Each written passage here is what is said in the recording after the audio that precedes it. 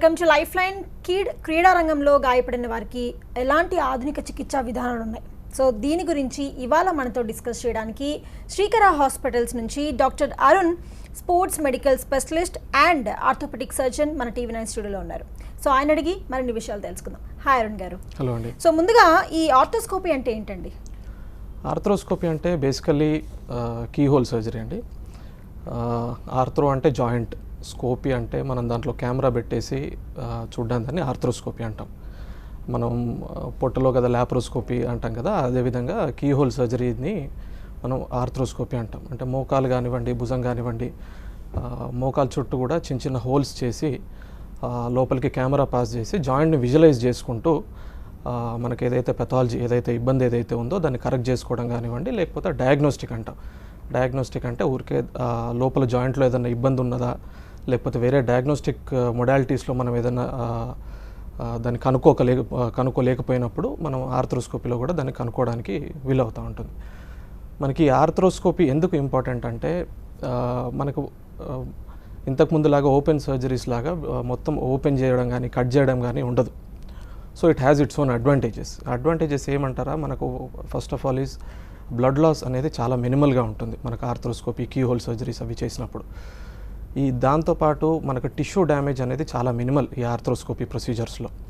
దీనివల్ల ఏమవుతుంది అంటే పోస్ట్ సర్జరీ, మనకు సర్జరీ చేసిన తర్వాత మళ్ళీ మనం యాక్టివిటీలోకి వెళ్ళడానికి ఒక పెయిన్ కానివ్వండి, స్టిఫ్నెస్ కానివ్వండి, ఇంకేదైనా కూడా కాంప్లికేషన్ రేట్స్ అనేవి చాలా తక్కువ మనకి ఆర్థ్రోస్కోపీ ప్రొసీజర్స్ వల్ల. దీనివల్ల ఆర్థ్రోస్కోపీ అనేది మనకు ఇప్పుడు లేటెస్ట్గా అప్కమింగ్ లెగ్మెంట్ సర్జరీస్ కానివ్వండి, ఇంకా ఇన్స్టెబిలిటీస్ కానివ్వండి, ఇటువంటి వాటి కరెక్షన్స్లో we are using arthroscopy now. Right. So ACL ligament అంటే ఏంటి సార్? ఏసీఎల్ లిగమెంట్ అనేది తెలుసుకునే ముందు అసలు first we should know what is a ligament.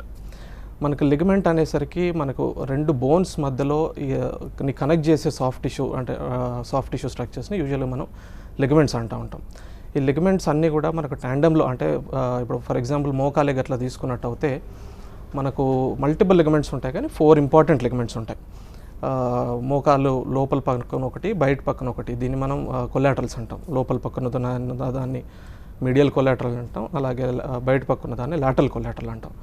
అలాగే మోకాలు లోపల 2 ఉంటాయి జాయింట్ లోపల. ఒకటి ముందు పక్కన దాన్ని మనం యాంటీరియర్ క్రూషియేట్ లిగమెంట్ అంటాం, దీన్ని ఏసీఎల్ అంటాం. అలాగే వెనకాల పక్కన దాన్ని పోస్టీరియర్ క్రూషియేట్ అంటాం, దాన్ని పీసీఎల్ అంటాం. అయితే ఇవన్నీ కూడా అన్ని లిగమెంట్స్ కలిసి పనిచేసుకుంటూ మనకు జాయింట్కి స్టెబిలిటీ అనేది ప్రొవైడ్ చేస్తూ ఉంటాయి. దీంట్లో one of the common injuries వచ్చేసి మనకి ఏసీఎల్ అనేది important ligament. One of the common injuries వచ్చేసి ఏసీఎల్ లిగమెంట్ ఇంజరీ జరుగుతూ ఉంటుంది. రైట్. సో అసలు ఈ ఏసీఎల్ లిగమెంట్ గురించి మనం మాట్లాడుకుంటున్నాం కాబట్టి ఈ ఏసీఎల్ ఇంజరీస్ ఎలా జరగచ్చు అంటారు? యూజువల్గా మోస్ట్ కామన్గా వచ్చేసండి ఇవి ట్రామాటిక్, అంటే ఎనీ ఇంజరీ వల్ల జరగవచ్చు. ఆ ట్రామా అనేది మనకు ఐదర్ రోడ్ ట్రాఫిక్ యాక్సిడెంట్స్ వల్ల జరగవచ్చు. ఎట్ ద సేమ్ టైం మనకు more commonly it is a sports injury kind of thing. Sports injury ఎలా అంటే more importantly it is a twisting injury. అది మనం ఏమవుతుంది అంటే స్పోర్ట్స్ ఆడినప్పుడు కానివ్వండి, లేదంటే ఏదన్నీ యాక్సిడెంట్స్లో కూడా మన ఫుట్ ఎక్కడ కూడా మన భూమి మీద ల్యాండ్ అయి ఉన్నప్పుడు మన బాడీ సడన్గా ట్విస్ట్ అయినప్పుడు మనకు ఈ లిగమెంట్ ఇంజరీస్ అనేవి యూజువల్గా జరుగుతూ ఉంటాయి. అలాగే మనకి ఏసీఎల్ కూడా అదే one of the most common causes ఈ స్పోర్ట్స్ ఇంజరీస్ కానివ్వండి, పోస్ట్ ట్రామాటిక్ ఇంజరీస్ అంటాం. అయితే ఈ ఏసీఎల్ ఇంజరీస్ వల్ల వచ్చే ఇబ్బందులు ఏంటి అంటారు? ఏసీఎల్ ఇంజరీస్లో మనకు వెంటనే, అంటే దెబ్బ తగిలిన వెంటనే వచ్చే వాటిని కొంచెం డిలేడ్గా వచ్చే ఇబ్బందులుగా మనం చూసుకోవడానికి ఉంటుంది. వెంటనే అంటే మనకి స్పోర్ట్స్ ఇంజరీ కానివ్వండి, ఏసీఎల్ లిగమెంట్ ఇంజరీ జరిగిన వెంటనే మనకు సడన్ క్యాచింగ్ పెయిన్ నోటీస్ చేస్తారు. ఎవరైతే ఇంజరీకి అయిన వాళ్ళు సడన్ క్యాచింగ్ పెయిన్ వస్తుంది. అలాగే లోపల కొంచెం జాయింట్ లోపల కనుక బ్లీడర్లా అయినట్టయితే కనుక స్వెల్లింగ్ ఒకటి నోటీస్ చేస్తూ ఉంటారు. At the same time sudden instability అనేది నోటీస్ చేస్తారు. ఇమ్మీడియట్గా కింద పడిన వెంటనే సడన్గా లేచి నిల్చోవాలనుకున్నప్పుడు ఆ ఇన్స్టెబిలిటీ, అంటే కాల్లో పట్టు వదిలిన ఫీలింగ్లో ఉంటారు. ఇది యూజువల్గా మనం ఇనిషియల్గా మనం పట్టి వేసి మెడిసిన్స్ ఇవన్నీ వేసిన తర్వాత యూజువల్గా ఒక 2 to 3 వీక్స్ టైంలో పెయిన్, స్వెల్లింగ్ రెండు కూడా సబ్సైడ్ అవుతూ ఉంటాయి. బట్ ఓవర్ టైంలో ఇన్స్టెబిలిటీ అనేది మనకు పర్సిస్టెంట్గా ఉంటుంది. ఇన్స్టెబిలిటీ అన్నప్పుడు ఎలా మనం నోటీస్ చేస్తామంటే whenever we do any demanding activity kind of, అంటే మనం డ్యాన్స్ చేయాలనుకున్నా కానివ్వండి, లేదంటే మెట్లు ఎక్కి దిగాలనుకున్నా కానివ్వండి, ఏదైనా స్పోర్ట్స్ ఆడాలనుకున్నా కూడా మనం సడన్గా ఆగాలి అనుకున్నప్పుడు మనకు ఆ జాయింట్లో గివింగ్ అవే సెన్సేషన్ అంటే పట్టు వదిలిన ఫీలింగ్లో మనకు ప్రజెంట్ అవుతూ ఉంటారు. ఇదే కనుక మనం ట్రీట్మెంట్ లేకుండా అలాగే కంటిన్యూ చేసినట్టు అయితే కనుక ఓవర్ టైంలో మనకు జాయింట్ పాడవడం ఇదంతా జరిగిపోయి ఆర్థరైటిస్ సెట్టిన్ అయ్యి మనకు ఏదైనా మళ్ళీ ఆ పెయిన్ అనేది పర్సిస్టెంట్గా కంటిన్యూ అయ్యే అవకాశాలు ఉంటాయి. రైట్. అయితే ఈ ఏసీఎల్ ఇంజరీ ఉంది అని చాలామందికి తెలీదు. సో వాళ్ళు డే టు డే బేసిస్లో వాళ్ళు గేమ్స్ ఆడుకుంటూ ఉంటారు. ఆ ఇంజరీ ఇంకా ఎక్కువయ్యే అవకాశం ఉంది దానివల్ల. అసలు ఎలా తెలుసుకోవాలి అంటారు వాళ్ళకి ఇంజరీ అయ్యింది, పలానా ఇంజరీ వాళ్ళకి ఉంది అని? అసలు ఎప్పుడైతే ఒక ఇంజరీ జరిగింది, ఇప్పుడు మనం డిస్కస్ చేసుకున్నట్టుగా పెయిన్ వచ్చింది, ఆ ఇన్స్టెబిలిటీ అనేది పేషెంట్ కానివ్వండి ఎవరైనా నోటీస్ చేసినట్టయితే ఫస్ట్ ఏదన్నా ఒక ఆర్థోపెడిక్ సర్జన్ కానివ్వండి లేదంటే ఒక స్పోర్ట్స్ మెడిసిన్ డాక్టర్ని కన్సల్ట్ అయ్యేది ఉంటుంది. అయితే ఫస్ట్ మనం డయాగ్నోసిస్కి రీచ్ అవ్వడానికి clinical examination is very important. Clinical examination అంటే ఫస్ట్ వచ్చిన వెంటనే డాక్టర్ ఒకసారి ఆ మోకాల్లో వేరియస్ టెస్ట్స్ చేసి ఆ పట్టు అనేది ఉందా అంటే ఏ డైరెక్షన్లో మనకి ఇన్స్టెబిలిటీ ఉంది అనేది మనకి ఎగ్జామినేషన్లో ఒకసారి బయటకు వస్తుంది. ఈ తర్వాత వచ్చేసి మనం దీనికి ఒకటి బేసిక్ ఎక్స్రే ఒకటి చేస్తూ ఉంటాం. ఎక్స్రేలో మనకు అప్పుడప్పుడు ఏమవుతుందంటే ఏసీఎల్ లిగమెంట్తో పాటు ఏసీఎల్ ఎక్కడైతే అటాచ్మెంట్ ఉంటుందో ఆ అటాచ్మెంట్ దగ్గర ఫ్రాక్చర్ అయ్యే అవకాశాలు ఉంటాయి. అందుకని చెప్పి మనం ఫస్ట్ ఒకటి ఎక్స్రే చేసి చూస్తాం. ఒకవేళ ఎక్స్రేలో కనుక నార్మల్ ఉంది అంటే ఆ తర్వాత we go for an MR scan, magnetic resonance imaging అంటాం. ఈ మ్యాగ్నెటిక్ రెజొనెన్స్ ఇమేజింగ్ ఎంఆర్ఐ స్కాన్లో మనకి ఈ లిగమెంట్తో పాటు రెస్ట్ ఆల్ లిగమెంట్స్ కూడా మనకి ఏసీఎల్ కానివ్వండి, పీసీఎల్ కానివ్వండి, కొలాటరల్స్ కానివ్వండి, ఎట్ ద సేమ్ టైం మనకు మోకాల్లో గుజ్జు పదార్థం మెనిస్కస్ ఏదైతే ఉందో వీటిలలో కూడా మనకి ఏదైనా అడిషనల్ ఇంజరీస్ ఉన్నాయా, అసోసియేటెడ్ ఇంజరీస్ ఉన్నాయా అనేది ఒకటి బయటకు వస్తుంది. అది ఒకటి మనకు at the same time MRI scan వల్ల మనకి సర్జరీ అనేది కూడా మనం ప్లాన్ చేసుకోవడానికి ఆస్కారంగా ఉంటుంది. రైట్. అయితే అరుణ్ గారు, ఈ ఏసీఎల్ సర్జరీ వల్ల ఏమైనా ఇబ్బందులు ఉండే అవకాశం ఉంది అంటారా? Just like any other surgery అండి, మనకు ఫ్యూ కాంప్లికేషన్స్ వచ్చే అవకాశాలు అయితే ఉంటాయి. ఓపెన్ సర్జరీలో వచ్చినట్టుగానే వెరీ రేర్ ఛాన్సెస్ మనకి ఇన్ఫెక్షన్ ఒకటి ఛాన్స్ ఉంటుంది. At the same time stiffness ఒకటి ఛాన్స్ ఉంటుంది పోస్ట్ సర్జరీ. మనకు ఎట్ ద సేమ్ టైం ఇవన్నీ బాగా రేర్ కాంప్లికేషన్స్ అండి. మనకు ఈ ఓపెన్ సర్జరీస్లో ఉన్న దానికంటే కూడా మనకు ఆర్థ్రోస్కోపీలో చేసిన ప్రొసీజర్స్కి ఈ కాంప్లికేషన్స్ రేట్స్ అనేవి చాలా చాలా మినిమల్గా అనుకోవచ్చు. నందలెస్ అసలు కాదు కాకుండా మినిమల్గా కాంప్లికేషన్ రేట్స్ అనేవి ఉంటాయి దీంట్లో. రైట్. అయితే చాలామంది ఈ ఇంజరీ అయిన తర్వాత కూడా ఏవో ట్రీట్మెంట్స్ తీసుకుంటూ ఉంటారు, లైట్ తీసుకుంటూ ఉంటారు. సో సర్జరీ చేయించుకుని వాళ్ళకి ఎలాంటి కాంప్లికేషన్స్ ముందు వచ్చే అవకాశం ఉందండి వాళ్ళకి?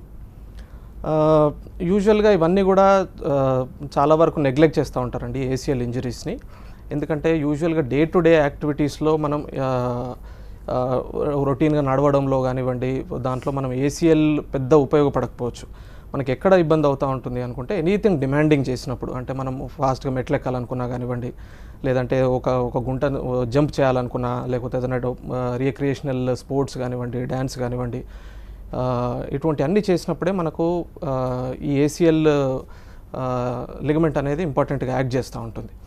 దీన్ని మనం నెగ్లెక్ట్ చేసినట్టు అవుతే కనుక ఈ ఇన్స్టెబిలిటీ అంటే మోకాల్లో పట్టు వదలడం, ఆ జాయింట్ అబ్నార్మల్గా ముందుకు వెనక్కు జరగడం, దీనివల్ల ఓవర్ టైంలో మనకు ఈ మెనిస్కస్ ఇంజరీ ఒకటి వచ్చే అవకాశాలు ఉంటాయి. ఈ మెనిస్కస్తో పాటు గుజ్జు అరగడం అనేది ఒకటి జరిగే అవకాశాలు ఎక్కువగా ఉంటాయి. దీనివల్ల ఏమవుతుంది అంటే ఈ అరగడం అంటే మనకు ఆర్థరైటిస్ బేసికల్గా ఈ ఆర్థరైటిస్ అనేది కొంచెం ఎర్లీ స్టేజ్లో వచ్చే అవకాశాలు చాలా ఎక్కువగా ఉంటాయి. దీంట్లో మనకు ఒకవేళ ఏసీఎల్ కనుక మిస్ అవుతూ ఉంటే, ఫర్ ఎగ్జాంపుల్ ఒక ఆర్థరైటిస్ ఒక 50 years తర్వాత మనకు రావాల్సిన జాయింట్ పెయిన్స్ ఏవైతే ఉన్నాయో ఒక యంగ్ పేషెంట్ కనుక ఒక యంగ్ పేషెంట్లో ఏసీఎల్ డెఫిషియెంట్ నీ ఉంటే మనకు ఆ ఆర్థరైటిస్ అనేది ఎర్లీగా వచ్చే అవకాశాలు ఉంటాయి. అంటే maybe 10 years down the line తనకు మోకాలు నొప్పులు నోటీస్ చేయడం అనేది జరిగే అవకాశాలు ఉంటాయి. రైట్. సో సర్జరీ తర్వాత ఫిజియోథెరపీ ఎంతవరకు హెల్ప్ అవుతుంది అంటారు? మనకు ఈ సర్జరీలో మనకి అట్లీస్ట్ ఆర్థ్రోస్కోపిక్ ఏసీఎల్ ప్రొసీజర్లో మనకు ఈ సర్జరీ ఎంత ఇంపార్టెంటో మనకు ఫిజియోథెరపీ కూడా అంతే ఇంపార్టెంట్ ఉంది. మనకు యూజువల్గా ఏం జరుగుతూ ఉంటుందంటే మనకు సర్జరీ చేసిన తర్వాత మనకి మోకాలి తొడభాగంలో ఉన్న మజిల్స్ ఏవైతే ఉన్నాయో కొంచెం అవి సైజు కూడా షింక్ అవుతూ ఉంటాయి. సో అదొకటి మనకి నేటివ్ ఏసీఎల్కి ఇంకా ఈ స్టెబిలిటీతో పాటు ఇంకా ప్రాప్రియోసెప్షన్ అని ఇంకా రెస్టాల్ ఫంక్షన్స్ కూడా ఉంటాయి. ఈ ఫంక్షన్స్ అన్నిటిని కూడా మనం రెస్టోర్ చేసుకోవాలంటే మనకి ఫిజియోథెరపీ అనేది చాలా ఇంపార్టెంట్ అండి. మనకు యూజువల్గా ఇది ఇమీడియట్ పోస్ట్ సర్జరీ స్టార్ట్ చేసిన ఫిజియోథెరపీ ఎక్సర్సైజెస్ మనం యూజువల్గా 6 to 9 months వరకు కూడా కంటిన్యూ చేయాల్సి ఉంటుంది. ఈ ఫిజియోథెరపీ చేసే టైంలో మనకి ఈ మజిల్ స్ట్రెంత్ బిల్డింగ్ కానివ్వండి, జాయింట్ పొజిషన్ సెన్స్ కానివ్వండి, ఇవన్నీ కూడా ఓవర్ టైంలో అంటే 6 to 9 months down the line మనం మళ్ళీ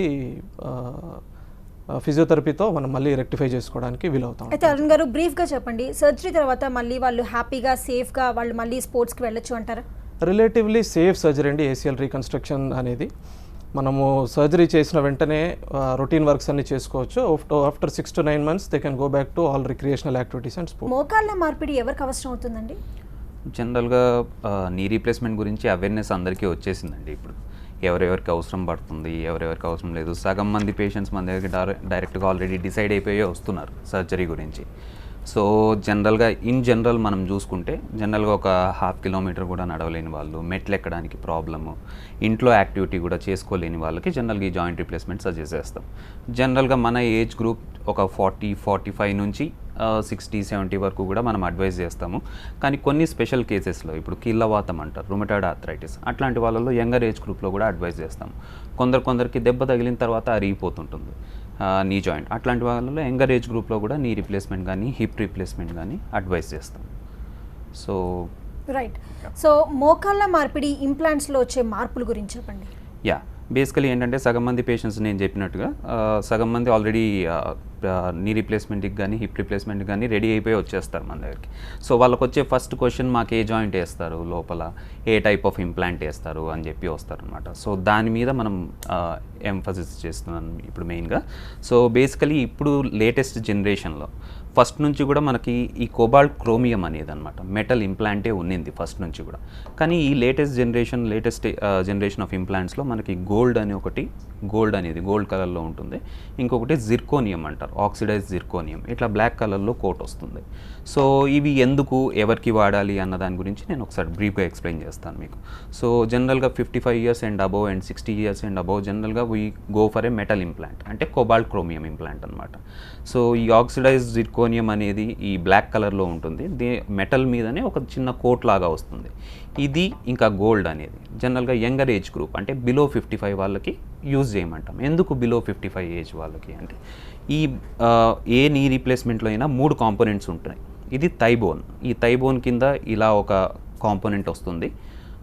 సో ఈ టిబియల్ బోన్ అంటారు, ఈ టిబియల్ బోన్ మీద చిన్న ట్రే లాంటిది వస్తుంది, దీని మధ్యలో ఒక ప్లాస్టిక్ వస్తుంది అనమాట. సో ఇప్పుడు ఏ రీప్లేస్మెంట్ చేసినా ఏ టైప్ ఆఫ్ ఇంప్లాంట్ వాడినా కూడా ఈ 3 కాంపోనెంట్స్ డెఫినెట్గా ఉంటాయి. సో మనకి మెయిన్గా జాయింట్లో మూమెంట్ వచ్చేది ఈ థైబోన్కి ఈ ప్లాస్టిక్కి మధ్యలో మూమెంట్ వస్తుంది. సో ఆ రెండింటి మధ్యలో వేర్ అండ్ టేర్ ఫ్రిక్షన్ ఎక్కువ ఉండకుండా ఉండడానికి ఈ కొత్త రకమైన ఇంప్లాంట్స్ వచ్చాయి. సో ఈ గోల్డ్ అనేది టైటానియం నైట్రేట్ మెటల్ అంటారు, ఇది ఈ బ్లాక్ కలర్దేమో ఆక్సిడైజ్ జిర్కోనియం అంటారు. సో ఈ రెండు కూడా యంగర్ ఏజ్ గ్రూప్ వాళ్ళకి వీ ప్రిఫర్. అండ్ ఈ కోబాల్ట్ క్రోమియంతో అప్పుడప్పుడు మెటల్ అయాన్స్ రిలీజ్ అయ్యి మెటలర్జీ వచ్చే ఛాన్సెస్ ఉంటాయి. సో దీంతో ఆ రెండు కూడా ఇంకా మినిమైజ్ అయ్యాయి అనమాట. So generally younger age group we prefer these 2 implants అనమాట, గోల్డ్ ఒకటి, ఆక్సిడైజ్ జిర్కోనియం ఒకటి యంగర్ ఏజ్ గ్రూప్ వాళ్ళకి. అండ్ మెటలర్జీ వచ్చే ఛాన్స్ చాలా చాలా చాలా తక్కువ, మేము చూసింది కూడా చాలా చాలా తక్కువ. సో అదొక పొటెన్షియల్ బెనిఫిట్ అని చెప్పలేం, కానీ ఈ లాంగివిటీ అనేది వీటితో ఎక్కువ ఉంటుంది. రైట్. సో ఈ మోకాళ్ళ మార్పిడి చేసిన తర్వాత ఎన్ని రోజుల్లో కోలుకుంటారంటారు సార్ పేషెంట్? జనరలీ ఇది ఒక పోస్ట్ ఆఫ్ పీరియడ్ అంటూ పోస్ట్ ఆఫ్ రికవరీ ఉంటుందండి. అక్యూట్ ఫేజ్ ఏమో generally first day minor disturbances అయితే ఉంటాయి, సో స్లీప్ డిస్టర్బెన్సెస్ ఉంటాయి. బట్ దానికి కూడా various modes of treatment, fast track anesthesia అంటారు. But we go as per patient specific అనమాట. కొందరు ఇమీడియట్గా నడిపిస్తే నడవలేరు, సో కొందరికి ఏం చేస్తాం, బ్లాక్ ఇస్తాం అనమాట, అంటే కాలు మొద్దుబారిపోయినట్టే ఉంటుంది. సో నెక్స్ట్ రోజు మార్నింగ్ అందరినీ కూడా మొబిలైజ్ చేస్తాం. ఫస్ట్ 3 days 2 to 3 days మన దగ్గరే ఉంటారు హాస్పిటల్లోని. నెక్స్ట్ డే మార్నింగ్ నడుస్తారు, వాకర్ పట్టుకొని నడుస్తారు, లేకుంటే వాకర్ సపోర్ట్ లేకుండా నడిచే వాళ్ళు కూడా ఉంటారు. అండ్ ఇమీడియట్గా వాష్రూమ్కి వెళ్ళొస్తారు. This is 3 days period. 3 days పీరియడ్లో కూడా ఫిజియోథెరపీ, బేసిక్ ఫిజియోథెరపీ నడుస్తుంది. దాని తర్వాత కూడా 15 to 20 days ఇంటికి విజిట్ చేయడం కానీ, లేకుంటే వాళ్ళు ఫిజియోథెరపిస్ట్ని పిలుచుకోవడం కానీ ఏదో ఒకటి చేసి 15 to 20 days వరకు ఫిజియోథెరపీ రీహాబిలిటేషన్ ఉంటుంది. దాని తర్వాత 15 days to 20 days వాళ్ళే అక్యూట్గా చేసుకోవచ్చు ఫిజియోథెరపీ, పేషెంటే చేసుకోవచ్చు ఫిజియోథెరపీ సపోర్ట్ లేకుండా.